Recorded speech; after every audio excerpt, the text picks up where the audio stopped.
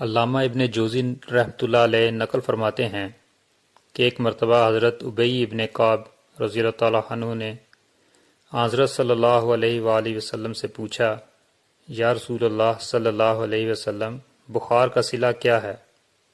آپ صلی اللہ علیہ وسلم نے فرمایا کہ جب تک بخار کی وجہ سے قدم لڑکھڑاتے رہیں یا نبض تیز چلتی رہے، اس وقت تک اس شخص کے حق میں نیکیاں لکھی جاتی رہتی ہیں۔ حضرت ابی بن کعب نے یہ سن کر دعا فرمائی کہ خدایا، میں تجھ سے ایسے بخار کا سوال کرتا ہوں جو نہ مجھے تیری راہ میں جہاد کرنے سے روک سکے اور نہ تیرے گھر اور تیرے نبی صلی اللہ علیہ وسلم کی مسجد تک جانے سے۔ چنانچہ اس کے بعد حضرت ابی بن کعب رضی اللہ تعالیٰ عنہ کو ہمیشہ بخار رہتا تھا۔